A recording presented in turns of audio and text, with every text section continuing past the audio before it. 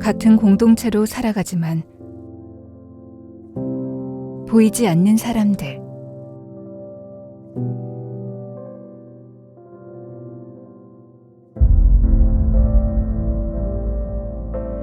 그들에게 공통적으로 나타나는 회전문 현상처럼 쳇바퀴 같은 삶을 벗어나지 못하고 의료 사각지대에 멈춰버린 기류의 노숙인들. 하지만 그들의 삶에 청신호가 켜지도록 함께 걸어가는 한 사람.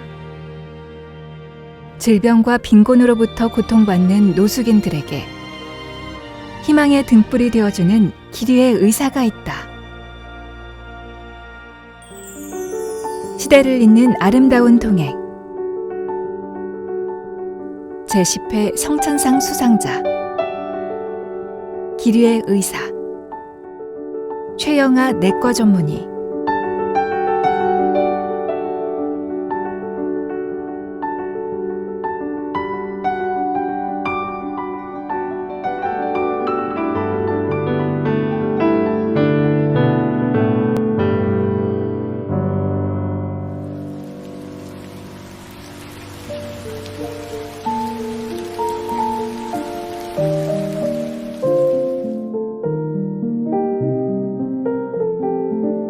어린 시절 가난했지만 부모님의 따뜻한 관심과 사랑을 받으며 유년기를 보낸 최영아 전문의.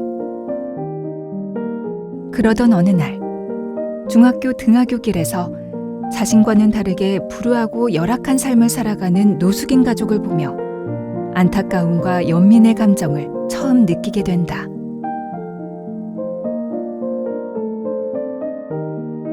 이후 1989년 이화여자대학교 의과대학에 입학한 최영아 전문의는 예과 2학년 무료 급식 봉사활동에서 길가에 주저앉아 처참한 삶을 살아가는 노숙인들을 목도하며 그들과의 만남이 필연임을 직감하게 된다.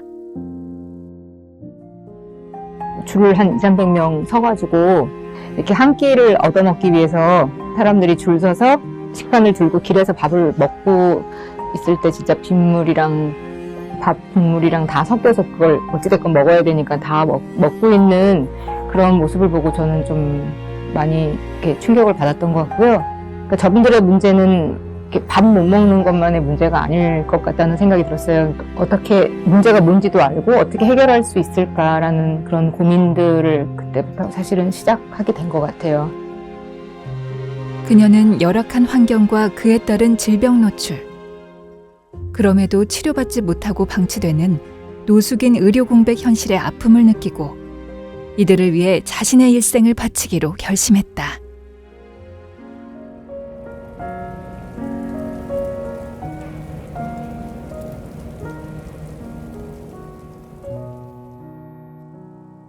(2001년) 내과 전문의 자격을 취득한 최영아 전문의는 대학병원 교수직 제의도 사양하고 민간 자선병원에서 의료 봉사의 삶을 본격적으로 시작했다. 그녀는 대학 시절 진료 봉사활동을 하면서 알게 된 다일 공동체의 무료 병원 설립 준비부터 참여했다. 청량리 뒷골목 바퍼 목사로 알려진 최일도 목사와 함께 취약계층에 필요한 의료 환경을 끊임없이 연구했고 마침내 2002년 다일 천사병원을 개원하며 의무원장을 맡았다. 최 선생님은요, 이제 노숙인을 오로지 환자로만 보셨고요. 환자를 위한 진료 시스템부터 사실 자원봉사 교육까지 모든 거를 만드셨죠. 당시 다일 천사병원의 유일한 의사였던 최영아 전문의는 병원 인근 사택에서 생활하며 밤낮 없이 노숙인 환자들을 돌봤다. 하루 진료 환자는 100여 명이 넘었지만 월급은 100만 원이 고작이었다. 그런 그녀의 진심 어린 노력에도 불구하고 노숙인들은 좀처럼 의료 지시를 따르지 않으며 입퇴원을 수차례 반복했다.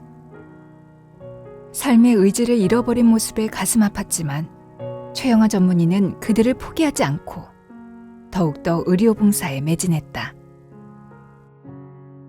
병원에 입원하시고 이렇게 좀 좋아져서 퇴원하셨는데 또 어느 날 갑자기 와서 이제 찬송가를 불러주고 본인은 이제 가시다가 교통사고로 돌아가셨다는 얘기를 다른 분을 통해서 들었을 때 저분이 조금 더 재활될 수 있으면 좋지 않을까라는 게 안타까웠고 마음이 좀 많이 아팠던 것으로 기억해요. 최영아 전문의는 다일 천사병원 설립 당시 고 선우경식 원장에게 자문을 구한 인연으로 2004년부터 영등포 요셉의원으로 자리를 옮겨 노숙인들과 취약계층을 돌보기 시작했다.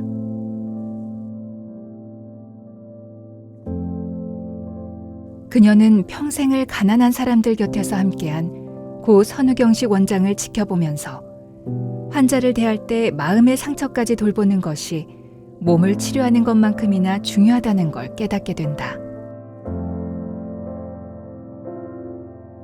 이후 최영아 전문의는 노숙인들의 자립을 돕는 것이 건강을 지키는 근본적인 해결책이라는 신념으로 2009년 서울역에 다시서기 의원을 설립하고 노숙인들이 생활보호 대상자로서 정부의 의료 보장을 받을 수 있도록 돕는 역할을 수행하게 된다. 평생 감사하게 생각합니다. 거짓말하고 깎아먹으면서 기도도 합니다. 건강하시고 진짜 150세까지 사시라고 너무 좋은 일 많아서 너무 훌륭하십니다. 2014년부터는 마리아 수녀회에서 운영하는 도티기념병원 내과과장을 맡으며 의료 봉사를 이어갔고 노숙인들이 공공의료체계 안에서 치료와 관리를 받을 수 있는 시스템을 만들기 위해 노력했다. 2017년 도티기념병원이 폐업되면서 진료하던 노숙인들과 장애인 환자들을 계속해서 돌보기 위해 서울시립 서북병원으로 자리를 옮긴 그녀는 지자체 복지 서비스와 공공 입원 진료까지 지원하는 진료 협력센터장으로도 일하고 있다.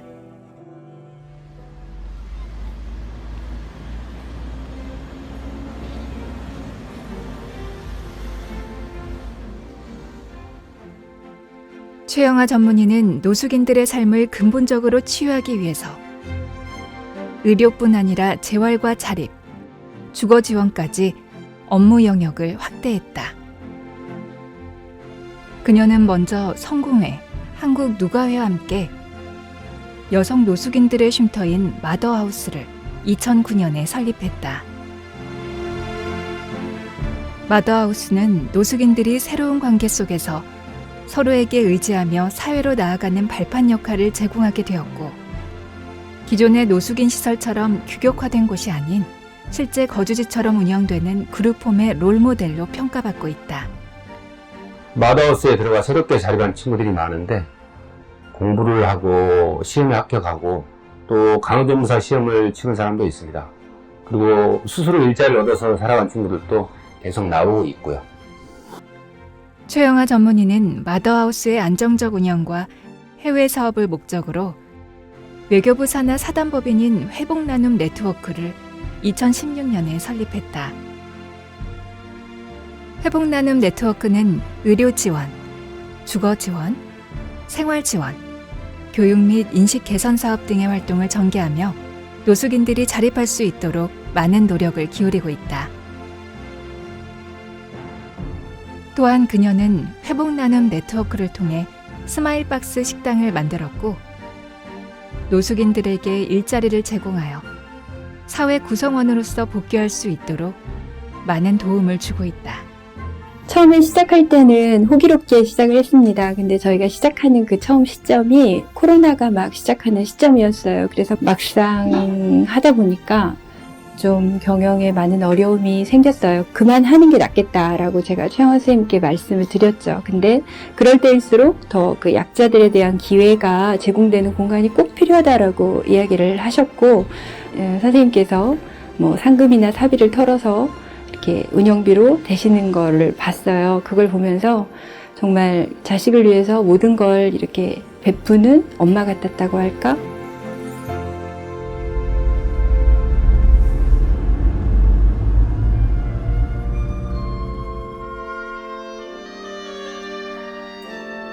최영아 전문의는 노숙인에 대한 사회적 관심과 인식을 개선하기 위해 다시서기 의원에서 진료했던 노숙인 956명의 주요 질병들을 분석해 2015년 질병과 가난한 삶을 출간했다.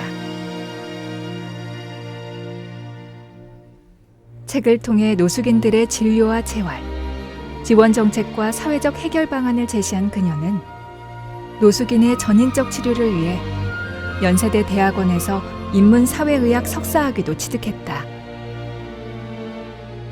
코로나19 상황이 터졌을 때, 이 노숙인이나 이 취약계층 환자분들이 이제 집단으로 이제 발생을 해서 병원에 몰려왔을 때도 저희 병원에서 가장 먼저 나서서 코로나 환자를 진료하셨어요. 그분이 사회에 주는 메시지는 환자 치료에 있어서 신분이나 계층의 경계 없이 오로지 소중한 생명으로 돌봐야 한다는 게 아닌가 싶습니다. 지난 20여 년간 소외계층을 위해 헌신한 그녀는 이제 국내를 넘어 해외 난민과 북한 이탈 주민 지원 등 지구촌 모든 이들이 함께 살아가는 세상을 만들기 위해 인생 2막을 준비하고 있다. 그런 어떤 인간관계가 끊어지면서 노숙인이 될 수 있기 때문에 사회 공동체 안에서 소외되고 겉돌지 않게 돌봐야 된다는 생각이 들어요. 그래서 함께 관심을 가져주셨으면 좋겠습니다. 아무도 들여다보려 하지 않았던 우리 사회의 가장 어둡고 낮은 곳. 헤어나올 수 없는 고통과 아픔으로 살아가는 노숙인들에게 희망의 삶을 전하는 최영아 전문의. 성천의 생명 존중 정신을 함께하고 있는 그녀는 세상에서 가장 따뜻한 빛을 밝히며 오늘도 거리 위를 나서고 있다.